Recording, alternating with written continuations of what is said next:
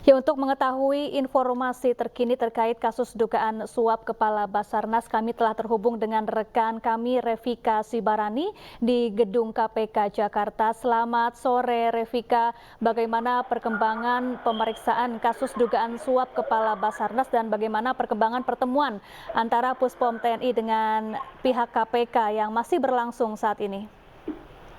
Ya, selamat sore, Syafari Kurniasa. Saat ini kami awak media sedang menunggu rombongan TNI tadi yang didampingi oleh Danpus TNI, Masda Agung Handoko, kemudian Kapus Pen, Kabagumkum TNI. Ini tadi masuk pada pukul 14.43 waktu Indonesia Barat ke Gedung Merah Putih KPK, dan saat ini kami awak media tengah bersiap begitu untuk menanti keluarnya rombongan TNI ini. Tentu seperti yang tadi disampaikan, tujuan dari kedatangan rombongan TNI ini adalah mereka merasa keberatan kedua anggota militer mereka, yakni Kabasarnas Madya TNI Henry Alfiandi dan Kosmin Kabasarnas Letkol Aksi Budi Cahyanto yang ditetapkan sebagai tersangka. Padahal pada Selasa lalu operasi tangkap tangan yang dilakukan oleh KPK ini tidak atas persetujuan atau permohonan terlebih dahulu kepada pihak TNI, artinya tidak berkoordinasi begitu, sehingga dari pihak TNI pun merasa keberatan begitu pada penetapan keduanya sebagai tersangka dalam kasus penerimaan suap dari proyek Basarnas. Dalam hal ini adalah pengadaan alat deteksi sehingga akhirnya ingin meminta penjelasan dari penyidik KPK terkait penetapan hal ini bahwa Letkol Aksi Budi Cahyanto sudah diserahkan kepada Puspom TNI, sementara untuk Basarnas sendiri Henry Alfiandi ini belum. Tentu kami masih menunggu begitu karena memang dari anggota militer sendiri ini memang memiliki ketentuan khusus untuk menangani anggotanya yang terjerat dalam kasus korupsi, sehingga memang diharapkan agar KPK tidak bekerja sendiri begitu, namun akan tetapi berkoordinasi karena penetapan tersangka bagi pihak TNI ini adalah kewenangan dari TNI sendiri. Tentunya dari Danpuspom TNI juga nantinya akan berkoordinasi terlebih dahulu kepada Panglima TNI untuk meminta arahan begitu agar keputusan penetapan tersangka ini memang dapat dikoordinasikan melalui rapat gelar perkara begitu.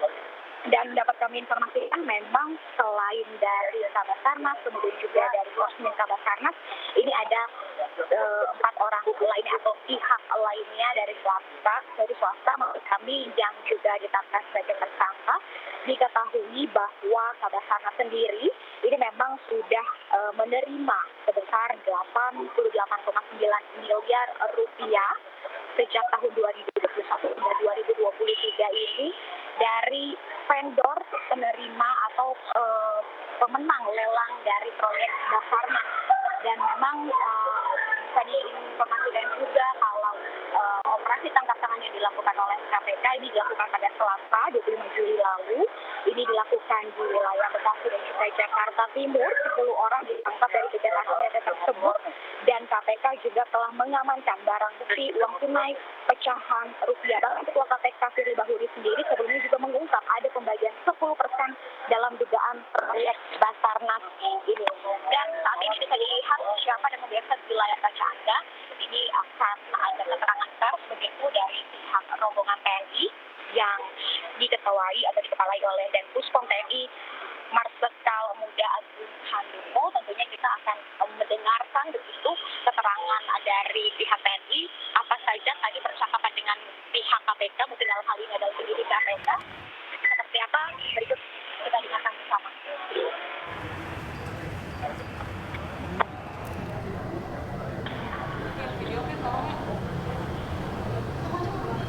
Baik, Revika, siapa saja pejabat dari Mabes TNI yang datang langsung ke gedung KPK dan apakah ini ada baik, pemirsa, kita simak keterangan dari pihak Mabes TNI yang baru saja bertemu dengan pihak Komisi Pemberantasan Korupsi terkait penetapan status tersangka Kepala Basarnas.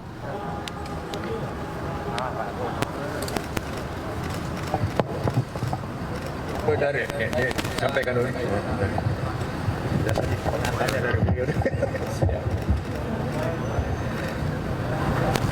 Baik, terima kasih teman-teman semuanya. Siang hari ini kami menerima kehadiran dari Puspom TNI. Sebagaimana yang teman-teman ketahui, tadi ada pertemuan kami di lantai 15 dan membahas beberapa hal ya.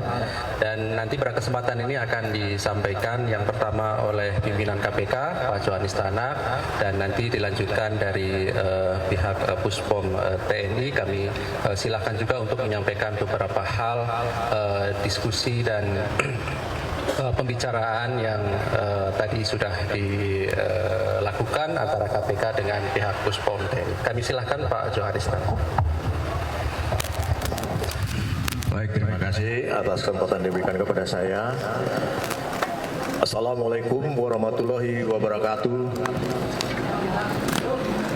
Selamat sore, salam sejahtera bagi kita semua. Om Swastiastu, Namo Buddhaya, salam kebajikan. Rekan-rekan wartawan, wartawati yang saya hormati, saya cintai dan saya banggakan, pada hari ini KPK bersama TNI yang dipimpin oleh para Kapus POM TNI beserta rekan-rekan.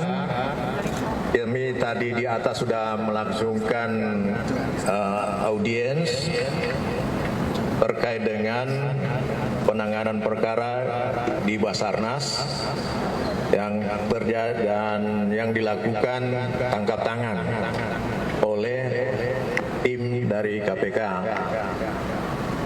Dalam pelaksanaan tangkap tangan itu, ternyata tim mengetahui adanya anggota TNI,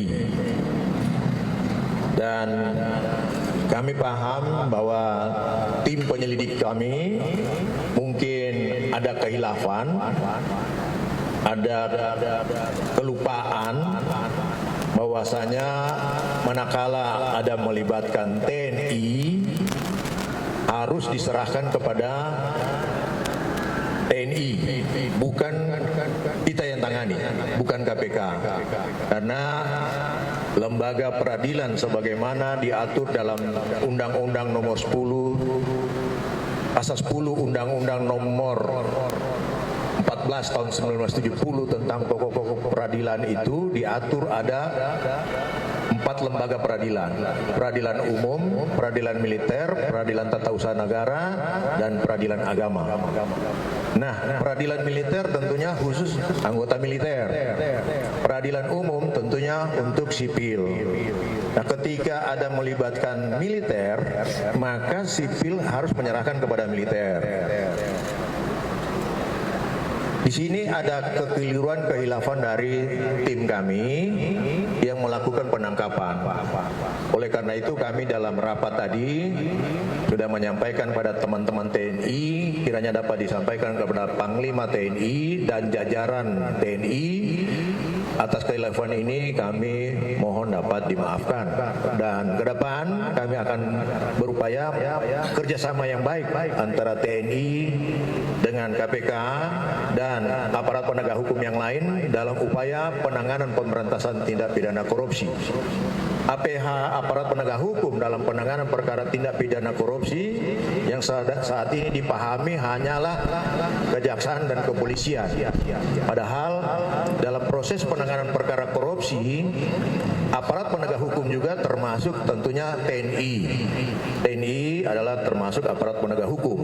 Dan bukan hanya dalam konteks perkara korupsi, TNI itu adalah penegak hukum.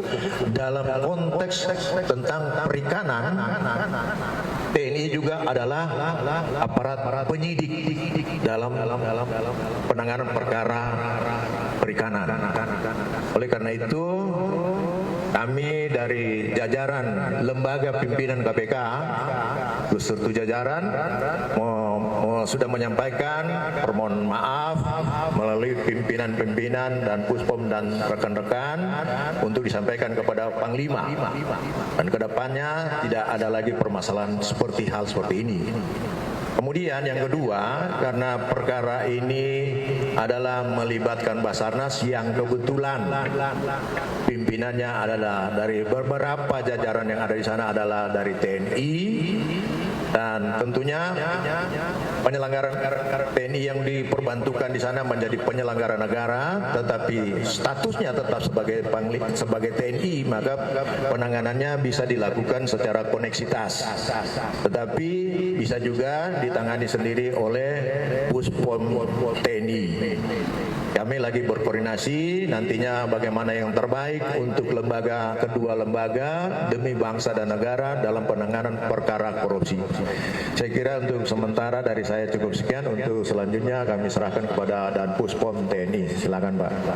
Baik, terima kasih Bapak Johanis Tanak sebagai salah satu komisioner KPK. Selamat sore yang saya hormati rekan-rekan wartawan. Jadi tadi sudah disampaikan kita mengadakan pertemuan di atas terkait dengan kejadian atau tindak pidana korupsi yang terjadi di Basarnas. Jadi kita aparat penegak hukum KPK maupun dari lingkungan TNI adalah polisi militer dalam hal ini, kita berkoordinasi untuk penyelesaian permasalahan ini agar lebih baik lagi. Mekanisme di lapangan yang mungkin ada celah, ada kekurangan, itu akan kita perbaiki bersama. Dan yang perlu saya tegaskan di sini bahwa terus terang dengan adanya kejadian tangkap tangan ini khususnya, Panglima sangat kecewa karena kenapa korupsi masih terjadi di lingkungan TNI. Jadi itu yang perlu ditegaskan, dan Panglima sangat komit dengan masalah penegakan hukum, khususnya korupsi. Yang perlu rekan-rekan catat semua, dalam proses penyelesaian untuk prajurit TNI yang terlibat permasalahan ini, kita dari penyidik dan aparat hukum di lingkungan TNI akan melaksanakannya dengan transparan. Silakan teman-teman media mengikuti prosesnya sampai dengan selesai. Jadi itu yang tadi hasil pertemuan kita, supaya dalam penyelesaian ini tidak ada celah lagi. Jangan ada lagi dikotomi yang seperti selama ini terjadi di media. Sehingga akan berakibat celah-celah yang mungkin bisa menjadi terobosan untuk para pelaku korupsi ini melihat adanya ketidakkompakan antara KPK dengan TNI ataupun dengan yang lain. Jadi itu yang kita hindari. Kita semua sepakat, saya kira, untuk memberantas korupsi. Saya kira demikian yang bisa saya sampaikan. Terima kasih. Assalamualaikum warahmatullahi wabarakatuh.